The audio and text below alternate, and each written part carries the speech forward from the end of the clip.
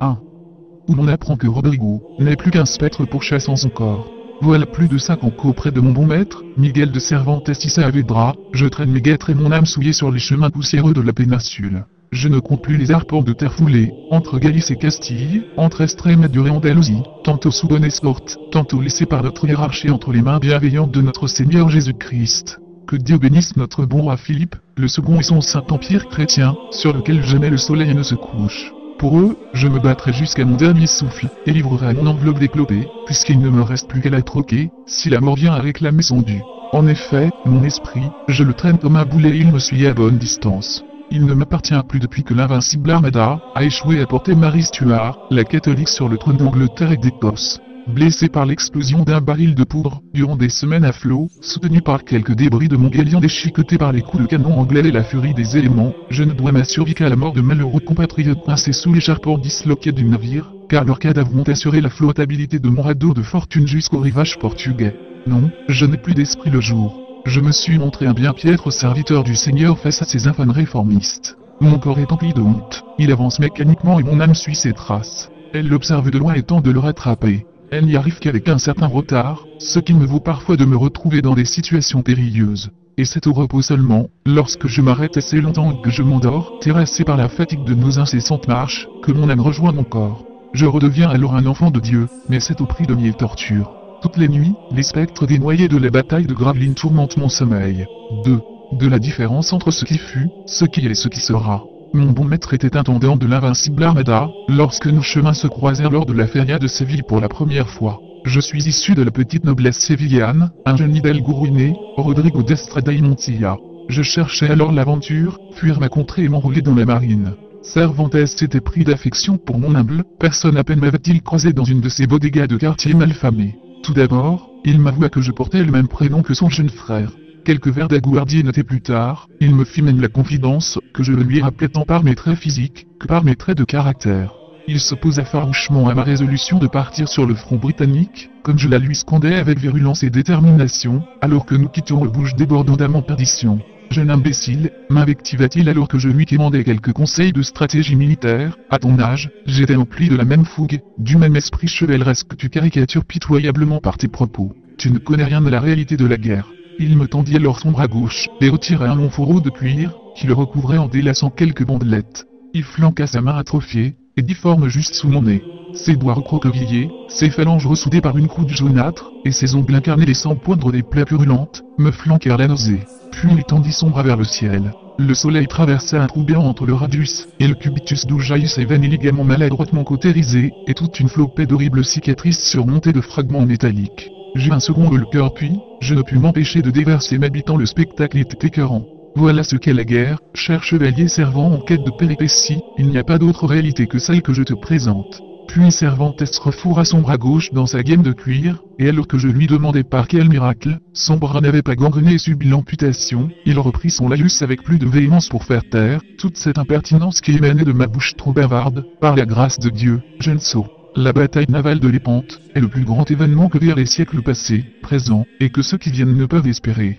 J'en suis sorti blessé de 2 coups d'arquebus par la sainte bonté divine. Car crois-tu vraiment qu'un soldat peut changer le cours des événements? Crois-tu que dans le chaos de la poudre et du feu, des forces de la nature, les actions et la volonté d'un homme seul peuvent infléchir ce qui est joué par avance? Alors que j'étais gagné par le doute et une effroyable désillusion, Cervantes m'apprit, de la plus directe des façons, qu'il était écrivain. Il me frappa 2 coups secs sur la tête avec l'une de ses œuvres. Puis alors que je m'effondrais à terre, me la jeta au visage. Plutôt que de retourner à tes romans chevaleresques empreints de vanité humaine et de propagande belliqueuse, je te conseille de lire ce livre que j'ai fait publier, il y a 2 ans de cela dans ma ville natale d'Alcalá de Henares. Je l'ai intitulé La Galatea. Mais dans Cervantes, c'est trop. Je ne peux enfin, je vous remercie, répliquai-je chétivement, y apprendrai-je à me battre et l'art de la guerre? Tout dépendra de ta manière de lire ce roman pastoral. Conclut-il en me tournant le dos pour partir à ses occupations de commissaire aux approvisionnements, mais sache une chose, j'ai perdu ma main gauche pour la gloire de la droite. Et c'est ainsi que je me séparai de cette étrange et charismatique figure, que je croisais pour la première fois, emplie de doutes, de désillusions et de questionnements, avec pour seul conseil et témoignage, un ridicule roman pastoral, que je ne pouvais me résoudre à entamer tant l'exercice de style était comme à user. Toute ma jeunesse durant j'avais lu laborieusement des dizaines de ce genre d'ouvrages sans intérêt aux intrigues à l'eau de rose, plus par désœuvrement que par excitation. Je crus que Cervantes s'était moqué de moi, mais impressionné par sa blessure, je tentais d'en savoir plus sur ses faits de guerre. Aussi je consultai les archives de la commanderie de Séville auquel mon père, bien que ruiné, avait toujours accès de par son rang. J'y trouvai facilement les informations légales publiées, concernant la bataille de Lépante. On y mentionna bien Miguel de Cervantes y Saavedra, soldat dans la compagnie de Diego d'Urbina, dans le régiment d'infanterie de Miguel de Moncada, engagé dans les tercios de l'Italie sous tutelle espagnole. Lorsque la Sainte Alliance chrétienne, formée du pape, de Venise, et du roi Philippe II, confia le commandement de ses troupes à Don Juan d'Autriche, fils du foudre de guerre Charles Quint de heureuse mémoire, et demi-frère du roi d'Espagne, 268 navires furent lancés à l'assaut des Turcs. Cervantes s'embarqua dans la galère marquise, et le 7 octobre de l'an de grâce 1571 à Lépante, entre l'isthme de Corinthe et les Cyclades, 300 vaisseaux turcs firent face à l'Alliance dans ce qui fut la plus grande des batailles de tous les temps. Je fus soudain surpris de découvrir que tout un paragraphe, dans les multiples feuillets d'informations légales, que j'avais parcouru toute la nuit, était dédié aux exploits de Cervantes, quand fut reconnue l'armée du Turc. Dans cette bataille navale, ce Miguel de Cervantes se trouvait mal et avec de la fièvre, et son capitaine et beaucoup d'autres siens amis lui dirent que, comme il était malade et avait de la fièvre, qu'il resta en bas dans la cabine de la galère, et ce Miguel de Cervantes demanda ce qu'on dirait de lui, et qu'il ne faisait pas ce qu'il devait, et qu'il préférait mieux mourir en se battant pour Dieu et pour son roi, que ne pas mourir sous couverture, et avec sa santé. Et il se battit comme un vaillant soldat contre ces Turcs dans cette bataille au canon, comme son capitaine le lui demanda, avec d'autres soldats. Une fois la bataille terminée, quand le seigneur Don Juan d'Autriche sut et entendit comment et combien s'était battu ce Miguel de Cervantes, il lui donna 4 ducats de plus sur ses paix. De cette bataille navale, il sortit blessé de 2 coups d'arquebus dans la poitrine et à une main, de laquelle il restait abîmé. Comme je lisais, à plusieurs reprises, ce passage du registre à voix, les propos intimidants de Cervantes ne comptaient déjà plus, j'avais perdu toute crainte. Cet après-midi, j'avais côtoyé un véritable héros, un saint homme, et ce qu'il incarnait comptait bien plus que toutes les métaphores incompréhensibles qu'il avait prononcées. J'avais trouvé un référent, un modèle. Je n'aspirais dès lors plus qu'à une seule chose, m'enrôler au plus vite au sein de l'invincible armada, pour briller contre les anglicans, tout comme mon maître spirituel avait brillé contre les Turcs. 3. Rodrigo narre ce qu'il croit comprendre de la Galatea. Marie Tudor fut la seconde épouse de notre bon roi Philippe II. Ce mariage n'était, bien entendu, pas du goût des Anglais car la reine en toute sincérité, tentait de restaurer le catholicisme, religion de sa mère Catherine d'Aragon. Il est bien connu que le sort des empires, se joue bien plus dans les chambres nuptiales que sur les champs de bataille. Le destin voulut que Marie ne décède prématurément et n'ayant point eu de descendance avec notre bon roi, ce fut sa demi-sœur, Élisabeth, ennemie des Ibères, qui lui succéda sur le trône d'Angleterre. Elle restaura l'anglicanisme en l'honneur de son père Henri VIII qui l'avait promulgué. Il est vrai que j'ai eu bonne éducation, tant religieuse que littéraire ou politique. Je suis patriote à n'en point douter, mais j'ai quelque mal à concevoir que le vaste empire d'Espagne puisse longtemps résister aux barrières des cultures et des langues. Nous édifions une nouvelle tour de Babel, et Dieu finira par nous en vouloir tôt ou tard. L'exemple le plus flagrant est celui des Pays-Bas que nous n'occupons plus que par la répression et la menace de l'escopette. Nous menons des guerres aux 4 coins du globe, des Amériques aux Philippines, et dans la péninsule même de nombreuses voix s'élèvent contre la suprématie des Habsbourg. Diverses poches de résistance et de multiples révoltes sont matées dans le sang.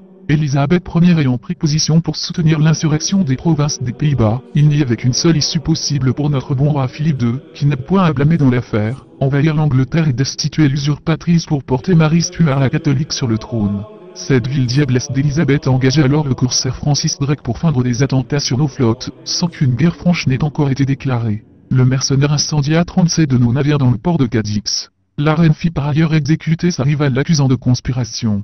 Cet acte barbare souleva l'indignation de toute l'Europe catholique. Ce ne fut qu'une formalité, Philippe II obtint la bénédiction papale pour renverser la fourbe souveraine. En mai de l'an de grâce 1588, 130 navires de l'invincible armada quittèrent Lisbonne en direction de l'Angleterre.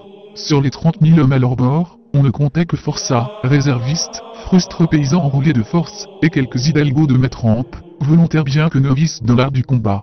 Nous devions d'abord rejoindre 18 000 soldats expérimentés sur les côtes flamandes, et nous nous attendions tous à ce qu'Alvaro de Bazan, marquis de Santa Cruz, vainqueur de la flotte française de Philippe Strozzi à la bataille des Açores, ne prenne le commandement de l'expédition, mais la fatalité en décidait autrement. Il mourut inopinément d'un mal fulgurant. Alonso Pérez de Guzman, duc de Medina Sidonia, meneur d'hommes aguerris, prit sa relève sur l'ordre du roi. Bien que fin stratège, il n'avait pas le pied marin. Il paraîtrait que nous ne devons, notre déroute qu'à son mal de mer incessant, mais je n'en crois rien car comme à présent, je me remémore les propos de mon bon maître, dans le chaos de la foudre et du feu, des forces de la nature, les actions et la volonté d'un homme seul, ne peuvent infléchir ce qui est joué par avance. Nous quittâmes d'abord le Portugal pour faire route vers les Pays-Bas, et y retrouver la flotte des vétérans d'Alexandre Farnèse, 3e duc de Parme, avant, tout du moins nous l'avions espéré, de cingler ensemble vers l'Angleterre, et faire débarquer toutes nos troupes. Le périple fut plutôt calme.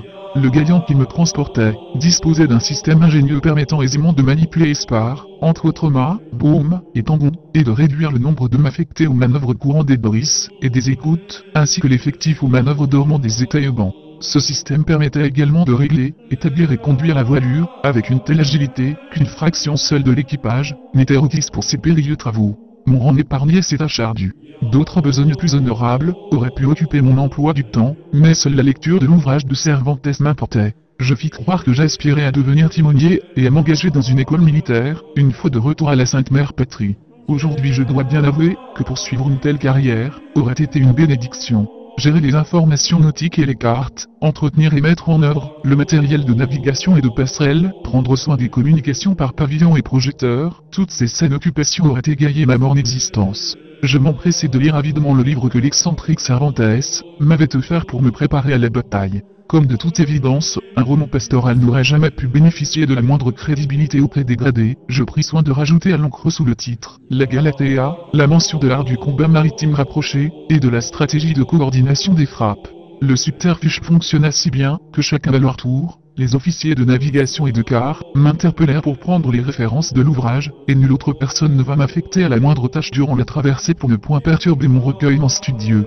Bien que de structure classique, l'œuvre de Cervantes n'était pourtant pas aussi calamiteuse que mes préjugés sur le style littéraire des guerriers ne me l'avaient laissé présager. La fluidité de l'écriture, et la maîtrise parfaite du castillan, me laissèrent d'ailleurs perplexe. Par contre, comme je m'y attendais, l'intrigue était d'une sublime vacuité, dépourvue de tout intérêt pédagogique de quelque ordre qu'il fût. Tiens donc. Les bergers Elicio et Rastro, tous deux amourachés de Galatea, chantent et clament à tue-tête leur amour pour la belle pastourelle. Ils dansent et gambadent dans les prés, ils cueillent des fleurs en sautillant, comme des cabris et récitent des poèmes à celles qu'ils voient, comme la déesse du Tage réincarnée, comme c'est original. Je n'en espérais pas moins d'un roman pastoral, soit dit en passant. Je refermai alors violemment les pages de l'ouvrage imbécile, comprenant que Cervantes s'était bien joué de ma personne au sortir de la bodega sévillane. Mais pas moins d'une heure plus tard, quelques titillants vinrent à troubler ma réflexion. Il y a sûrement un message codé dans l'ouvrage. Les faits qui y sont exposés sont probablement des métaphores, et il faut être assez habile pour pouvoir en appréhender le sens caché qu'ils renferment. Le titillement devint rapidement un trouble, puis le trouble se convertit soudain en obsession. Il me fallait à tout prix percer le mystère de la Galatea. Je retournai au point inférieur près de la cellule, et du canon que l'on avait attribué à mon unité. Il n'y avait encore personne au poste de combat, aussi j'y trouvai un endroit paisible pour déchiffrer le roman. Galatea est promise à un riche berger portugais, mais elle s'offre à Elicio, si ce dernier l'aide à échapper à la volonté de son père, voilà peut-être une de ses femmes élipus. Alors face au chantage, faire chanter soi-même un tiers pour en quelque sorte dissiper la pression du maître chanteur, est un avantage majeur dans l'art de la guerre. Ce serait comme appeler à l'aide un ennemi alors qu'on est confronté à un de ses alliés. Oui, ce doit être le message que Cervantes voulait transmettre. Poursuivons. Elicio et Rastro bombent le torse, et cherchent à établir qui des deux aime Galatea davantage. Bon sang. Mettre en concurrence la tierce entité face à un quatrième parti? Oui, cela se tient et c'est d'ailleurs un bien sage conseil pour semer le trouble dans une coalition ennemie. Poursuivons. Arrive Lisandro qui, tout chamboulé, annonce que l'Onida vient d'être assassiné par Carino, qu'il a lui-même ensuite exécuté par vengeance. Alors, là, autre contexte. Un imprévu. Ce doit être une subtile référence à l'abordage. Faudrait-il appliquer la loi du talion, qui ne trouverait nul autre pareillant de tel cas? Si un ennemi tue un des nôtres, faut-il d'abord s'occuper de lui? C'est en effet très intelligent de la part de Cervantes. Repérer les plus forts et les éliminer, avant qu'ils ne fassent plus de dégâts. Ensuite, Galatea, en compagnie de Florisa, cueille des fleurs et confectionne des guirlandes dans un pâturage où Tolinoda les rejoignent pour leur révéler ses sentiments pour Artidoro, et la fâcheuse coïncidence qu'ils ne voient l'un dans l'autre que l'image de leurs propres frères et sœurs. Cela semble se complexifier. Cervantes chercherait ici à tromper le vil ennemi, qui trouverait ce recueil et en connaîtrait le véritable usage en insérant des propos parasites, sans queue ni tête, à moins que... Non. Je vois où il voulait en venir. Alors Galatea en fait ce n'est pas le lecteur, mais notre mère patrie. Je faisais fausse route jusqu'à présent. Et Florisa symbolise nos alliés, il en va de soi. Cueillir des fleurs. Tresser des guirlandes de la paix en somme. Une troisième nation désemparée, vient semer le trouble car elle s'allie pour d'obscurs desseins avec une quatrième nation, alliance remise en cause par les prises de parti des alliés respectifs de chacune d'elles. D'accord. C'est concevable. Mais quel est le rapport avec l'Espagne, et la coalition qu'elle formait? Peut-être plus d'indices dans la suite du récit? Je continue avec envie en gardant l'esprit critique nécessaire pour ne pas m'emmêler dans ce filet de métaphores un tantinet alambiquées. Mais au fait, quel est le rapport avec la loi du talion déjà? Bon, on reverra cela plus tard. Continuons. Deux célèbres pasteurs Tircis et Damon se joignent aux deux groupes de bergers. Ils dansent, chantent, tambourinent et flûtaient, avant de rendre visite à l'ermite Silorio, qui fond en larmes en évoquant la belle Nisida de Naples qu'il aime plus que tout. Ceci conforte ma dernière idée. Enfin, de manière imagée, j'entends. Les protagonistes, autres si différents, ne sont plus ici des nations mais bien des têtes couronnées, de hauts dignitaires et hommes de pouvoir. Je crois bien reconnaître en l'ermite, notre ancien chancelier et inquisiteur général Juan Pardo de Tabra d'ailleurs. Galatea serait en fait notre bon roi d'Espagne, comme c'est curieux et hardi de la part de Cervantes. J'entrevois en me gaussant dans cette scène pastorale, la célèbre séance d'abdication de Charles Quint en 1555, qui fit de Philippe le chef et souverain de l'ordre de la Toison d'Or, puis le lendemain, le nouveau duc de Bourgogne, de Lothier, de Brabant et d'autres régions, dont je ne saurais me remémorer le nom. Le foudre de guerre du Saint-Empire romain germanique, peut-être bien l'ermite ici finalement, conservant la couronne impériale, symbolisée ici par l'amour de l'ermite pour la belle Nisida de Naples. Mais pourquoi Naples enfin, jusqu'à sa mort, évoqué par le désenchantement amoureux, bien entendu. Selon le pacte de famille, Ferdinand, Tircis ou Damon dans le roman, je ne saurais trop dire, devait faire élire Philippe, Galatea donc, roi des Romains quand lui-même deviendrait empereur. Tout cela est symbolisé par les chants entrecoupés de musique, le doute n'est pas permis, devant l'hostilité des électeurs, et les vexations que Charles Quint, Silorio l'ermite, cela est évident à présent, avait fait subir à ses neveux autrichiens, Tircis et Damon. Alors, en reconsidérant la chose, Philippe fut poliment et conduit au profit de son cousin le roi de Bohême, là. Pour le coup, je suis gêné car dans mon exégèse, celui-ci n'apparaît pas en tant que personnage alors que son relais central. Peut-être émergera-t-il dans la suite de l'histoire? Je tiens le bon bout. Poursuivons. On apprend que Silorio a trahi un de ses amis, Timbrio, qui l'envoya prendre nouvelle de sa bien-aimée Nisida à Naples. Il eut le malheur d'en tomber lui-même éperdument amoureux, et fit croire que celle-ci était morte, plongeant Timbrio dans un profond désarroi qui le poussa à l'exil. Empli de remords, Silorio consacra le restant de ses jours à l'ermitage. Je n'y comprends plus rien. J'avoue être perdu. Traité de la sorte feu Charles Quint le foudre de guerre. Que son âme bienveillante nous protège tous. Comment Cervantes se permet-il ce blasphème? Et d'ailleurs en quoi cela me révèle-t-il une bride du secret qui entoure cette œuvre? Je dois faire fausse route. Poursuivons, nous verrons bien si mon interprétation est bonne. Dariano avec Silveria se marie en présence de tous les pasteurs. Myrno est inconsolable car il était perdu de Silvera. Un grand débat d'idées sur les choses de l'amour s'ensuit entre les plus infortunés des bergers. L'amour idyllique de Lénio, désabusé, est opposé à celui de Tircis, un amour qui veut le bien de la personne aimée considérée en elle-même, non comme moyen mais comme finalité. Bon. Alors là je ne dois absolument pas apprendre les choses au pied de la lettre. J'ai dû me tromper avec les têtes couronnées. Le message est plus basique probablement. Que vient faire l'amour dans l'art de la guerre? Peut-être faut-il faire une transposition tout simplement, et opposer une haine absolue de l'ennemi à une sorte de rancœur modérée? Serait-ce une invitation de Cervantes à dépouiller la mise à mort de l'adversaire de toute jouissance vindicative? Serait-ce cela le secret d'une bataille rondement menée? Égorger et étriper ses opposants avec respect? Passons. Nisida et Timbrio réapparaissent en quête de l'ermite. Tous les protagonistes se recueillent alors sur le tombeau de Meliso.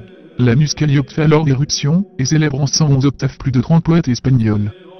Dans cet intrigant passage, il n'y a qu'un seul conseil évident. Rendre gloire aux maîtres de guerre tombés, prendre exemple sur eux. L'Anus Calliope n'est autre que Minerve en tenue de camouflage. Concluons. Contre toute attente le dénouement n'est pas heureux puisque le père de Galatea finit par la marier au riche berger portugais. Foutre Dieu.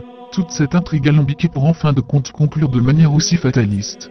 Fichu Cervantes. Soit je ne comprends rien à tes messages, soit tu es un mauvais chrétien, qui ne croit ni au libre arbitre, ni au jugement dernier et qui rend honneur à la destinée et à l'inéluctabilité des choses. Dans le chaos de la poudre et du feu, des forces de la nature, les actions et la volonté d'un homme seul, ne peuvent infléchir ce qui est joué par avance, autant que chacun de nous ne pique, un roupillon alors plutôt que de manœuvrer les canons avec peine et souffrance. Au diable, tes mauvais conseils estropiés. 4. Où l'on découvre que les anglicans, ne sont que de faits chenapans. Je m'apprêtais à déchirer méticuleusement une page de la Galatea, quand soudain je fus extirpé de ma frénésie intellectuelle. Nous étions en plein combat depuis plusieurs heures, et absorbé par mes hypothèses et leur recoupement, je ne m'en étais même pas aperçu. Nous tendions dans tous les sens et d'effroyables craquements, laissaient à présager que le galion allait se disloquer d'un moment à l'autre. Mais on te croyait tous morts sous ton manuel. Me secoua Jiménez, l'officier canonnier de mon unité, et on allait jeter ton corps à la mer pour faire du lest. Secoue-toi donc. On a besoin de toi, Rodrigo d'Estrada y Montilla. Par 3 fois nous nous sommes engagés dans la Manche, et les Anglais nous ont forcés à faire demi-tour. Éclaire-nous donc de tes lumières, aspirant timonier. Je bafouillais quelques syllabes, choqué et encore à moitié dans le monde des idées. À ton poste de combat sur le champ, Hidalgo de pacotille. Une outrecuidance de Menarguet Aguilar, un des deux servants de l'unité. Puis le second, Fresco, un frustre pêcheur, enrôlé de force, de me piquer dans le prolongement d'une courbette. À la guerre, il n'y a plus de nobles conditions qui tiennent, votre seigneurie. Seul valent le grade et l'expérience. Il n'avait pas tort de rire de moi de la sorte. Je blêmissais de peur à vue d'œil, et mes jambes flageolaient de concert. Ce n'est pas l'heure pour le flamenco, jeune sévillan. Ironisait Jiménez, la bataille n'a pas commencé à proprement parler. Il ne faut pas fêter la victoire avec hâte. Surtout que nous savons déjà que la flotte anglicane est dotée de galions d'un nouveau type, et que leurs équipages sont bien mieux commandés que les nôtres. Regarde par le mantelet de sa bord. Je scrutais d'un œil tremblant, et effectivement à plusieurs encablures, une nuée de centaines de galions assombrissait l'horizon. Les navires monargues tant par leur vélocité hors du commun, que par leur manœuvre et formation opérée à la perfection dans de sublimes chorégraphies. Bien que peu expérimenté en la matière, je remarquais aussi la supériorité de l'artillerie adverse. C'est dans le prolongement d'un signe de croix, que je me présentais face à mon officier, que Dieu nous vienne en aide par sa très grande miséricorde. Dieu ne nous sera d'aucune utilité, jeune canonnier d'opérette, rétorqua dans un long souffle dépité, Jiménez. Je compte bien plus sur les 18 000 soldats aguerris de la flotte d'Alexandre Farnèse, qui font route en ce moment même, vers Calais nous avons convenu de réunir nos forces. Et je compte bien plus encore sur vous trois, pour exécuter mes ordres à la lettre. Les Anglais ne commettront pas la folie de nous suivre sur les côtes françaises, et une fois notre armée constituée, nous leur tomberons dessus au petit matin sans qu'ils ne s'y attendent. C'est tout du moins ce qu'ils se chuchotent sur le pont supérieur. Alors pour l'instant contentons-nous, donc d'inspecter la coulevrine, la poudre et les munitions pour pouvoir tenir les navires adverses à bonne distance si jamais ils ne tentaient une percée, ce dont je doute fort. Jiménez avait raison. Très rapidement nous vîmes la nuée se dissoudre dans la brume lointaine. Ces anglicans trouillards avaient été distancés, et le 7 août nous jetions l'ancre à Calais en attente de renfort alors que la nuit tombait. C'est à ce moment précis que je vins à me rendre compte que cela faisait bien 3 mois que nous éclumions les mers. Absorbé par mon idée folle de percer le côte de la Galatea, j'en avais perdu la notion du temps. J'étais rachitique et faible, car ces larrons d'Avila et Fresco ne s'étaient point privés de piocher dans mes rations alors que j'étais distrait. Cependant que tous les marins s'activaient à harnacher les galions, les uns aux autres sur le pont supérieur, j'étais absorbé par mes pensées. De nouveau je me reconnaissais dans le passé de Cervantes, et je pris cela pour un signe de Dieu. Comme je l'avais appris dans les notices légales de la bataille de Lépante, et répété plusieurs fois à haute voix dans manœuvre des archives de la commanderie de Séville, le valeureux guerrier n'était-il pas, tout comme moi, affaibli et fiévreux alors que sonnait l'heure du combat? Aussi faible et malade puis-je me trouver en ces moments terribles, je préfère 1000 fois mourir au combat pour Dieu et mon roi, plutôt que de rester alité, et recouvrer la santé alors que... Jiménez interrompit mon monologue un tantinet malvenu, je le conçois avec recul, cesse donc tes balivernes, Rodrigo d'Estrada y Montilla. Même un Français serait moins fanfaron en de pareilles circonstances. Si tu descends à la cale pour y dormir, je t'abats sur le champ pour motif de désertion. Monte plutôt ses filets sur le pont supérieur, et rends-toi utile à attacher notre galion à la Balinda, et à la Santa Sangre avec les autres. J'exécutais les ordres penauds, bien sûr, sous les rires et les moqueries de tous les canonniers présents. Entre deux colibets, Aguila et Fresco m'aidèrent à monter les cordages par les coutilles depuis la soute au câble. Alors qu'ils se gaussaient, de la plus niaise et pitoyable manière qu'il fut, de ma noble et irréprochable personne, je surpris, par hasard, une discussion qui se tenait entre l'officier de quart et l'officier de navigation. C'est Alonso Pérez de Guzman tout duc de Medina Sidonia, qu'il puisse être n'est qu'un sombre idiot, dit le premier. Il a remporté de grandes batailles terrestres à la gloire de notre empire, soit, mais il n'a pas la moindre expérience maritime, répliqua le second. Quelle folie de nous ancrer à Calais, qui ne dispose pas de défense côtière. Il faut passer le mot à chacun des officiers des galions, qui font partie de la fraternité, selon qui nous pouvons avoir confiance, et tenter de raisonner le commandant par le discours ou par la force. Enchaînait l'officier de quart. Que des signaux soient envoyés par les timoniers de notre ordre, sans qu'ils puissent être compris par les non-initiés. En face de nous, nous avons Charles Ward de Nottingham et Francis Drake. J'ai déjà eu l'occasion d'affronter ces deux-là dans les Caraïbes, et je peux t'assurer que ce sont de fins stratèges, qui ne nous feront pas de cadeaux. Entonna l'officier de navigation en frappant poing dans la paume. Une mutinerie se complétait au plus rang, et je ne savais plus trop quoi faire. Avertir de toute urgence le capitaine, élu par le commandant Guzman, élu par notre bon roi et donc par Dieu lui-même, ou bien de m'occuper que de la tâche à laquelle on m'avait affecté, l'arnachement des navires, puisque peut-être n'avais-je été victime, après tout, que d'une quelconque hallucination auditive. La deuxième option pouvait très bien convenir à ne pas trahir ma foi chrétienne sans me mettre en péril, mais je choisis une troisième voie, celle de m'en remettre au bon conseil de maître Cervantes, comme je repensais aux signes que Dieu m'avait envoyés. D'un geste franc empli de jouissance vindicative, je fis un croquant jambe à Fresco, qui emportait Aguila dans sa chute dans une interminable roulade dans les filins qui séparaient à présent notre galion de la Balinda.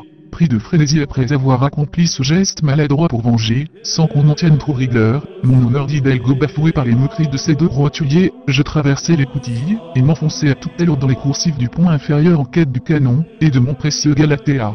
Des palourdes se mirent à faire écho, à mesure que je m'approchais de la cellule, puis le sifflement d'un sabre que l'on sort de son fourreau. Jiménez me faisait face près de la coulevrine, et il eut à peine le temps de décliner tous les synonymes possibles du mot trahison en langue castillane, en faisant tournoyer son arme, qu'il ne fut rejoint par les deux servants, Aguila et Fresco. Il semblait m'en vouloir bien plus que je ne l'aurais imaginé à en croire les opinels qu'il brandissait, la bave aux lèvres. Tous trois m'encerclaient, menaçant. Un prêtre, un réformiste parmi les catholiques. Avoue que tu nous espionnes au service d'Élisabeth usurpatrice. Vociférait mon officier.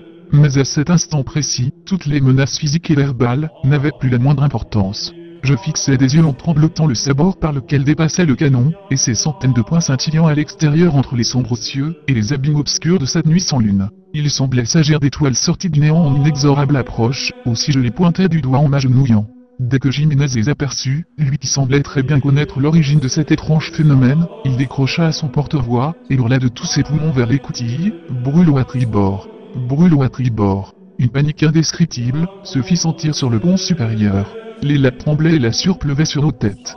Des hommes se jetaient à la mer. Et au milieu du brouhaha, des cris, des pleurs et des multiples prières à la gloire de Marie, du Père, du Fils et du Saint-Esprit, se perdaient dans le néant des bouts de directives inaudibles du capitaine de notre galion appelant au calme et à la discipline. Apparemment nos petites querelles intestines n'avaient plus la moindre importance. Tous à vos postes. Ordonna Jiménez, si l'un de vous trois fuit ou n'exécute pas correctement ce que je demande, je le décapite de mon sabre, Santo Supplicio, que voici. Il a pourfendu des centaines d'ennemis de Dieu, et de notre bon roi Philippe, le second et de son très saint père Charles Quint. Les quelques gouttes de sang impur de vos misérables caboches, n'étancheront pas sa soif de justice en ce bas monde empli d'impiété et de blasphème. Alors ne tentez pas de vous liguer tous les trois contre moi, que cela soit entendu. Son discours nous impressionna tant que chacun de nous prit ses outils et son poste sans y mettre les moindres objections.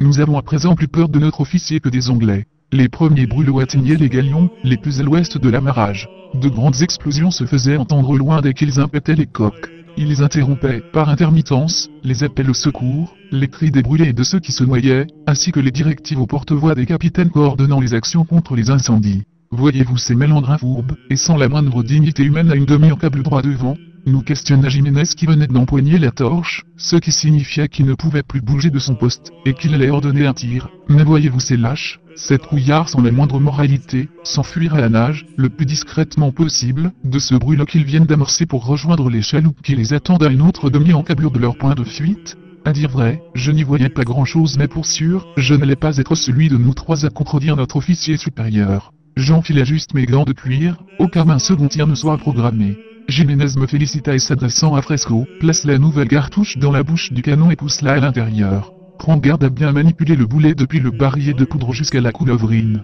Fais bien attention à ce que la boîte ne soit bien sécurisée. Fresco s'exécuta sans sourciller connaissant son rôle à la perfection ayant de lui-même manipulé les outils de bourre avant et après que la cartouche ne soit enfoncée. Jiménez semblait compter dans sa tête les bracelets qui nous séparaient de la cible, et soudain il alluma la mèche avec sa torche. Il y eut un premier tir tonitruant, qui fit trembler tout le pont inférieur. Les braquets reliaient le canon au bord du navire, se tendirent front dans l'air en oscillant brutalement, compensant de fait le recul de la frappe. Ces cordes faillirent de peu me sectionner une main. Quelques secondes plus tard une grande éclaboussure se fit entendre au loin, signe que nous avions loupé notre objectif. Sans se démonter, Jiménez donna un grand coup de pied sur les barres d'aspect et les coins de mire du canon, qui s'inclina de quelques degrés, puis ordonna une seconde décharge en nous priant de nous hâter. Je bloquai le trou de tir de mes gants durant le nettoyage. Abila s'assura que son éponge était en bonne condition et qu'il y avait assez d'eau dans le seau d'artillerie, puis cette formalité accomplie, passa le tire-bouche et l'écouvillon dans la coulevrine. Sa combinaison de cuir le protégeait des émanations de vapeur et de la chaleur. D'un geste vif et précis, je plaçai alors la mèche et la gargousse de poudre dans le trou de tir en premier essai. Fresco reprit ensuite son mode opératoire, plaçant un valet, un nouveau blé, puis la bourre dans la bouche du canon puis poussa le tout bien au fond. Sans attendre que nous ne nous soyons écartés, Jiménez alluma la mèche et une nouvelle déflagration eut pour effet de nous faire tous chuter à terre. Elle fut suivie d'une explosion projetant à travers le sabord d'imposants tombes d'eau qui plaquèrent chacun de nous sur le muret de la coursive, avant qu'une immense vague ne soulève le galion, le faisant tanguer sur le flanc. Par chance les harnachements à la sentasse engrée nous épargnèrent le chavirage. Le brûlot avait littéralement explosé, projetant dans ses alentours des dizaines de débris en flammes. Plusieurs chaloupes adverses furent déchiquetées par de petits barilets de poudre, qui fusaient en toutes directions. Un autre brûlot fut même touché, et il fit encore plus de dégâts parmi les assaillants. 5. De la routine héroïque et de l'imprévisibilité. Nous passâmes une nuit harassante à éteindre les incendies et à rassembler nos blessés. Des ragots faisaient état d'une gronde généralisée des officiers contre le commandant Guzman, propos rapidement démentis par le capitaine de galion, qui semblait pourtant lui en vouloir tout autant. Derrière ce discours de façade, nous assistions à une désorganisation pitoyable. Farnèse n'avait pu rejoindre nos troupes, ralenties par des rebelles hollandais. Chaque capitaine, de son plein gré, ordonnait à son équipage de couper les attaches pour prendre le large de Calais. Au petit matin, tous les foyers étaient maîtrisés. Quelques corps de noyés flottaient éparses autour du point d'ancrage initial. Je ne pouvais distinguer les Anglais des Espagnols. Certains d'entre eux étaient carbonisés, et je me demandais bien s'ils avaient péri par l'eau ou par le feu. Un épais brouillard s'était abattu sur les côtés dès qu'il se dissipa. La flottille dispersée des 130 navires de l'invincible armada faisait morne figure, désolidarisée sur plusieurs encablures. Nous étions tous accablés et démoralisés par le comportement de notre hiérarchie et par l'absence des renforts. Ne dit-on pas que le calme devance la tempête? Dans notre cas, il s'agissait bien plus d'apathie que de calme. Surgissant des derniers filets de brume, toute la flotte anglicane, unie en un seul bloc, nous narguait de sa supériorité évidente. Les châteaux aériens des navires adverses étaient bien plus abaissés que les nôtres, leur surface de voilure était impressionnante. Ces deux êtres leur procuraient une plus grande vélocité et précision de maniement. La confrontation s'engageait au large de Gravelines. Moi qui avais cru trouver un contre-exemple à la théorie de Cervantes en la personne de Jiménez, ce héros qui nous avait tous ébahis par sa bravoure, qui avait indubitablement sauvé de nombreuses vies, et peut-être même notre galion, j'allais très rapidement déchanter. Depuis la cellule, on aurait pu croire à de simples détonations de feux d'artifice, comme ceux auxquels on assiste lors des férias. En réalité, un déluge de flammes s'abattait sur les galions en tête de la flotte éparpillée. Alors que nous finissions de virer de bord, comme l'avait commandé notre capitaine, tous les officiers canonniers à tribord reçurent l'ordre de lancer une première salve. Je revois Jiménez, l'héroïsme incarné, tenant d'une main sa torche et brandissant fermement son sabre, Santo Supplicio, de l'autre, avec l'assurance d'un homme ayant mené 1000 batailles. Il s'apprêtait à nous donner quelques consignes de tir sur un de ces tons ironiques, qu'il avait l'habitude d'emprunter aux heures les plus graves, lorsqu'une pluie de boules fit littéralement voler en éclats toute une partie du pont supérieur. Une cartouche énorme, que je vis passer comme une traînée de lave, vint directement percuter ce pauvre Jiménez, dont une partie du corps explosa sous le choc. L'autre fut entraînée avec le boulet telle une comète sanglante jusqu'au fond de la cale où heureusement, elle finit sa course sans perforer la coque en bois de chêne. La scène était horrible. Toute la cellule et la coursive déchiquetée étaient garnies du sang et de bouts d'organes palpitants de ce pauvre Jiménez. Que soit louée sa sainte mémoire, et que son esprit soit béni, s'il n'a pas lui-même éclaté en de milliers de petites miettes. La coulevrine s'était disloquée, et avait écrasé Fresco qui était en train d'agoniser en gloussant spasmodiquement de la salive. Aguila et moi-même avons miraculeusement survécu. Nous ne savions pas trop s'il fallait donner les derniers sacrements à Fresco, et nous n'eûmes pas le temps d'y réfléchir bien longtemps. Le commandant Guzman, de toute idée qu'il pût être qualifié, avait rapidement analysé la situation et, enfin stratège, avait pris une sage décision. L'artillerie de nos adversaires était manifestement puissante, leurs cartouches bien plus volumineuses, bénéficiaient d'au moins une encablure de portée supplémentaire aux nôtres. Lors de duel au canon, les Anglicans auraient vite pris l'avantage en nous attaquant hors d'atteinte de nos frappes. De surcroît, leur artillerie permettait de tirer à cadence plus rapprochée, soit un tir toutes les 2 minutes, contre 10 minutes pour les canons espagnols. Le commandant Guzman ordonna donc que chaque galion prenne le plus proche des navires anglais possible, et que ne soient engagées des manœuvres d'abordage. À même le sol, près de la Galatea ensanglantée, il y avait Santo Supplicio, le sabre du saint martyr Jiménez. Dès que nous fûmes appelés par l'officier de quart à nous regrouper sur ce qu'il restait du pont supérieur, Aguila s'empressa de s'emparer de la seule arquebuse que la mer n'avait pas emportée. Je la lui laissai volontiers, préférant 1000 fois batailler avec le sabre d'un héros, plutôt qu'avec une vulgaire escopette probablement enrayée par les torrents d'eau salée, qui s'était engouffrée tantôt dans la coursive. Ce fut la dernière fois que je vis Aguila. Il bouscula 2 ou 3 canonniers, qui tentèrent de lui arracher l'arme puis se perdit dans la foule des marins qui montaient sur le pont. La main arrachée de Jiménez était restée solidement accrochée au sabre, et j'eus quelque mal à l'en déloger avec tout le respect que ne mérite une sainte relique. Elle se trouvait complètement caramélisée sur la poignée, et ce ne fut qu'en la raclant, à ma grande honte, contre les rebords de la coulevrine que je pus la désolidariser de Santo Supplicio. Jiménez avait serré si fort la poignée face à la mort, qu'elle portait les stigmates de sa colère. Les empreintes de sa paume et de ses doigts y avaient été gravées. J'embrassai la sainteté puis me mis à faire des signes de croix en portant mon regard à chaque endroit où je repérais des restes de mon officier. Je me résignai enfin à rejoindre les autres marins à la hâte. 6. D'une anecdote qu'il vaudrait mieux occulter. Plusieurs groupes furent formés et j'embarquai dans une chaloupe. À quelques encablures, la Santa Sangre sombrait. Toute une ribambelle de marins tentant de fuir à la nage, était happée par de voraces tourbillons créés par les appels d'eau, et par l'air s'échappant des écoutilles du pont inférieur et de la cale. Je fermais les yeux pour ne pas assister à ces effroyables scènes. Les cris des noyés me tourmentent toujours cependant. Nous constituons un groupe de 5 chaloupes de 11 hommes chacune. Il y avait un officier chaloupier par embarcation. Je n'ai jamais su le nom du mien et pourtant, je me souviendrai toute ma vie de son visage crispé et de ses yeux hagards. Nous tentions une approche de front du galion en liquant le plus proche, qui de fait ne pouvait faire usage de son artillerie contre nous. Nous ramions ferme, 5 hommes à tribord, 5 autres à bâbord. Notre chaloupe fermait par chance la queue du cortège. Loué soit les maigres musculatures de mon équipage. Cela semblait énerver l'officier se tenant accroupi en tête de chaloupe, qui nous appelait à mettre plus de vigueur et de foi chrétienne dans nos efforts. 2 embarcations disparurent, comme par enchantement de notre champ de vision derrière une vague. Le galion avait pris de la vitesse, et elles avaient été concassées à la proue du navire emporté sous sa coque. Nous n'allons jamais y arriver, s'exclama un chaloupier de mon unité puis il se jeta à la mer. Sans la moindre hésitation l'officier l'a battu d'un coup d'arquebuse dans le dos, alors qu'il tentait de s'éloigner en nageant. Voilà ce que je réserve aux déserteurs. S'enorgueillit-il. Un 3e canot fut heurté de biais, et dériva à la droite du galion.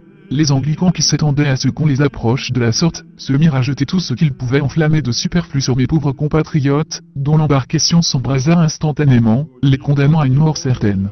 2 autres chaloupiers de mon unité impressionnés par le carnage qui se déroulait sous leurs yeux tentèrent de fuir à leur tour. 2 tirs d'arquebuse retentirent. L'officier fou allié leur avait déchiqueté la nuque, et ils dérivaient sans vie sur des flots rouges de sang. Que les lâches se dénoncent que je m'occupe de leur cas de suite. Je préfère me battre avec une équipe réduite, mais sur laquelle je peux compter. Se justifia-t-il. L'on pouvait voir les 11 soldats de la dernière chaloupe, le sabre entre les dents tenter de monter via les grappins et les filets qu'ils avaient pu accrocher au navire ennemi. Aussi notre officier nous ordonna de ramer pour venir à leur soutien. Vous voyez.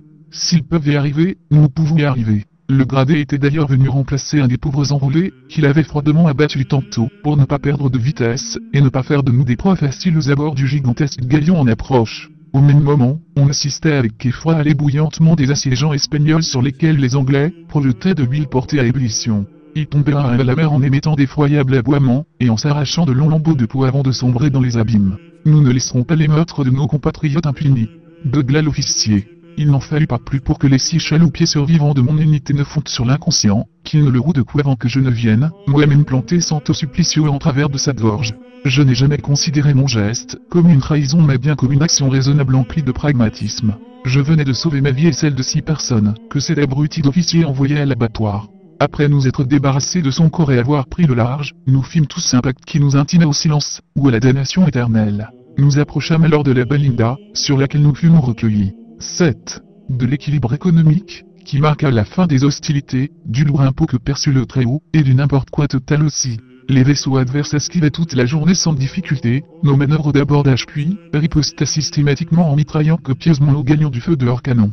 Nous infligions quelques dégâts tout de même. Le soir venu une sorte d'équilibre s'était agencé. Le prix des gagnants était exorbitant, tant pour les Anglais que pour nous autres. Le commandant Guzman eut l'intelligence d'ordonner une retraite, comme un fort vent de nord s'était levé, et qu'il voyait bien que nous avions occasionné assez de dommages dans les rangs de Charles Ward de Nottingham et de Francis Drake. Un rapide calcul comptable, dont les paramètres d'équation, avaient été transmis à notre commandant par les hauts fonctionnaires du Saint-Empire, décida de l'issue de cette bataille. Les Anglicans estimèrent que financièrement cela serait idiot de poursuivre le combat. Ils n'étaient par ailleurs pas assez fous pour tenter le diable, et nous pourchasser vers les eaux territoriales de nos alliés. Notre flotte quoique vaincue restait redoutable, nous avions perdu une dizaine de gagnants tout au plus, ce qui restait un désastre économique majeur. Ne nous voilons pas la face, nous avions été vaincus.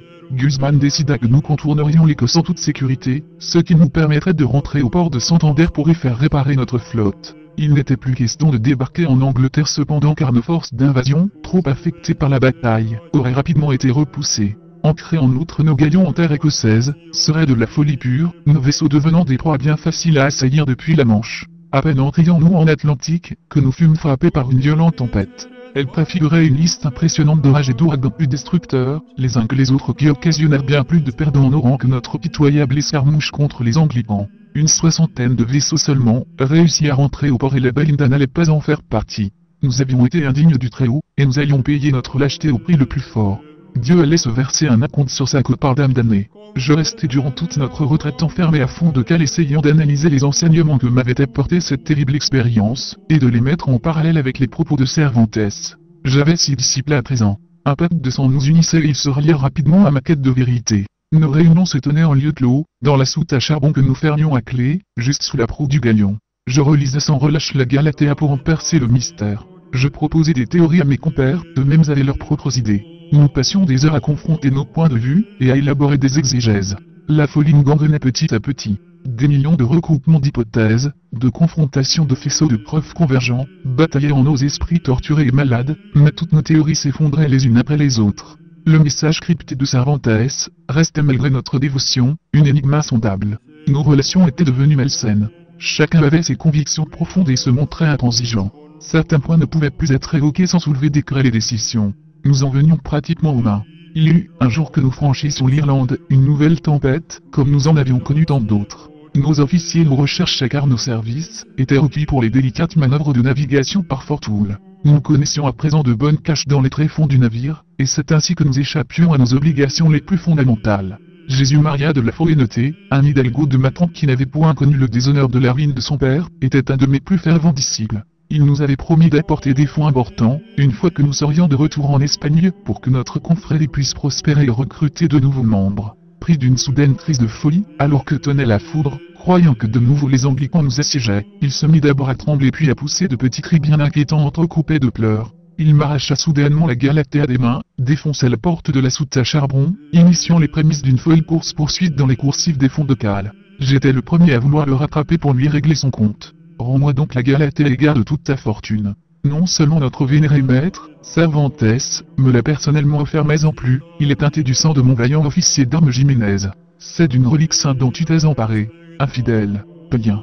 Mais il ne voulait pas revenir à la raison alors, j'empoignai Santo Supplicio avec la ferme intention de décapiter le vaurien.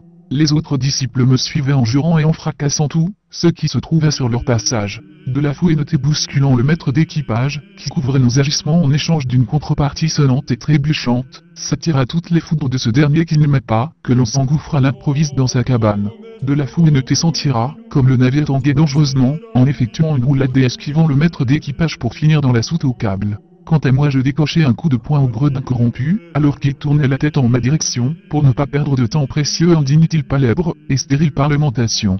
Le reste de mes disciples s'était déjà rué sur lui et l'assommait à grands coups de pied. J'arrivai à mon tour dans la soute mais le mélandrin, de la Fouenneté, ne semblait pas s'y trouver. Je fis quelques recherches rapides en faisant valdinguer tous les gros cordages, qui auraient pu constituer une bonne planque. Soudain j'entendis du bruit sur le faux plafond de la soute à voile, puis de la sueur tomber comme les palourdes du traître, s'en mêlait au large tissu qui était entreposé. Je donnai pour la forme 2 ou 3 coups de sabre dans le plafond, mais je savais bien que ce coquin de la Fouenneté ne referait surface que dans la cale à eau. Comme un de mes disciples mis devant ça, je vis de la Fouenneté lui sauter au cou, et poignarder sa face à plusieurs reprises. J'en étais sûr à présent, il avait totalement perdu la notion des commandements divins. Il n'était plus un chrétien sur cette terre à laquelle il n'appartenait définitivement plus. Le galion venait probablement de couper une vague immense, comme nous nous retrouvâmes un instant tous les deux, face à face comme soulevés quelques interminables secondes dans les airs avant de retomber brutalement contre la coque. La jambe du vaurien impacta la quille, et elle sembla se briser comme il hurlait à la mort. Le vaisseau tangua de nouveau alors que je pensais que le film ne m'échapperait pas cette fois-ci.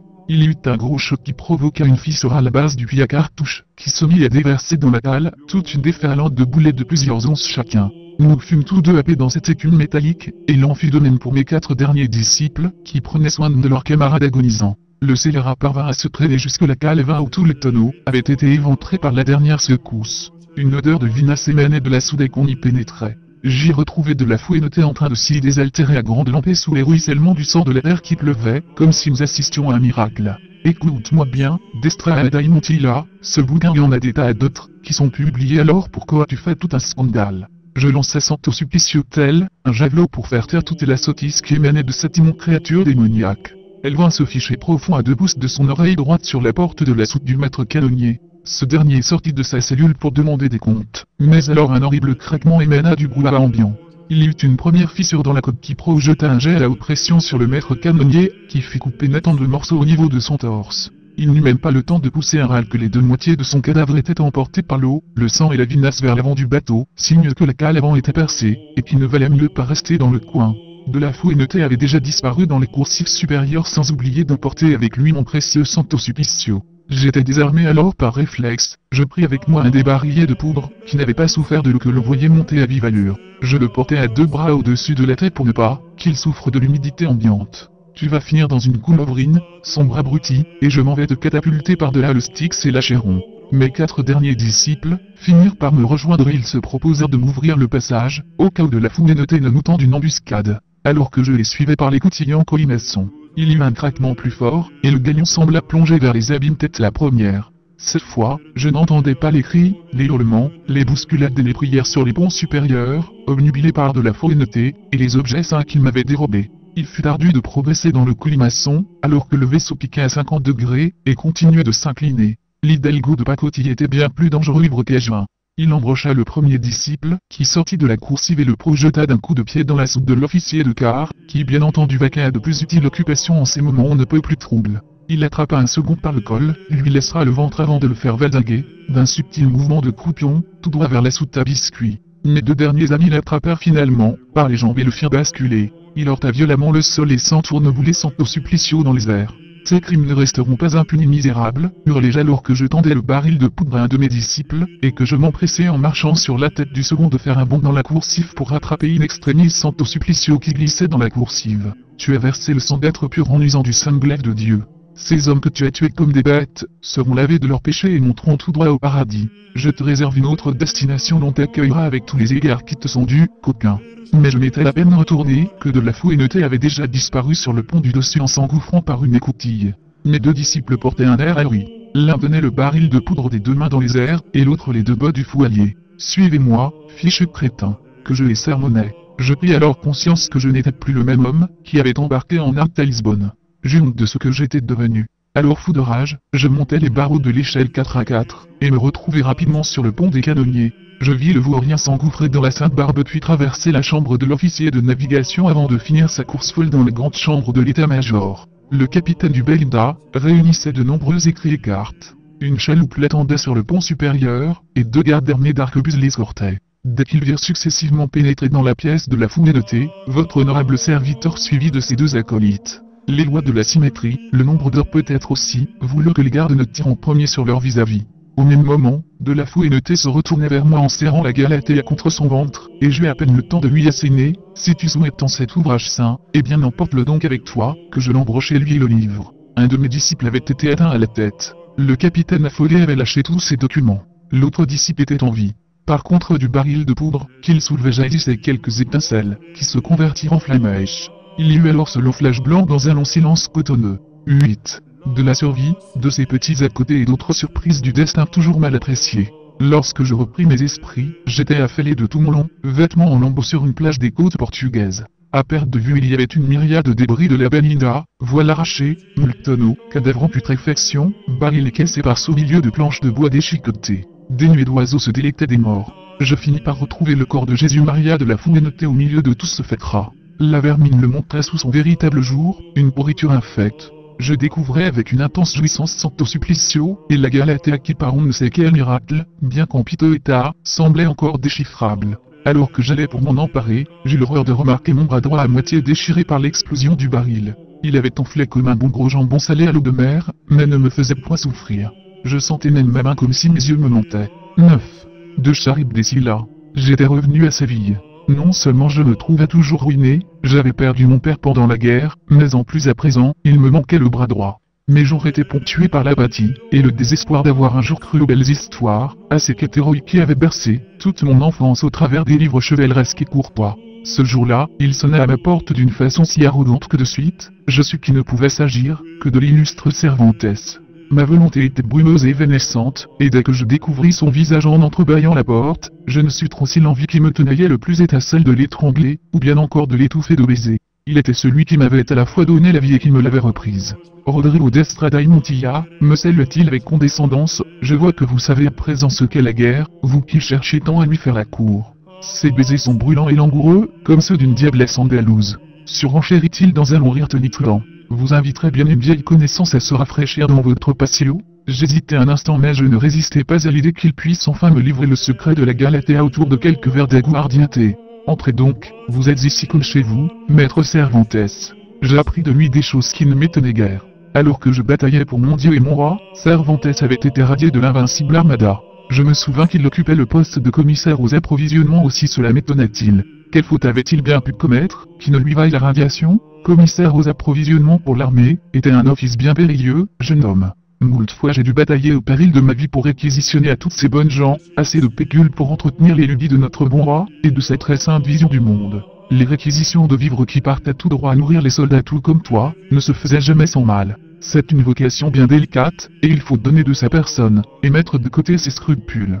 Je partageais ma bonne conscience, comme un bon samaritain en vérité partage sa compassion. On donne bien plus qu'on ne prend un tel poste. C'était bien trop difficile pour la pauvre âme d'un estropié. Je le taquinais pour en savoir plus, et il finit par m'avouer qu'il avait été excommunié et incarcéré à Séville pour avoir réquisitionné les blés de quelques chanoines d'Obus. Nous nous mîmes à rire de bon cœur, et alors je compris que le moment des aveux était venu. Maître Cervantes, m'engageai-je sur un ton mystérieux, il y a de cela 2 ans dans une bodega d'un quartier malfamé, vous m'avez offert un livre, votre premier roman, La Galatea.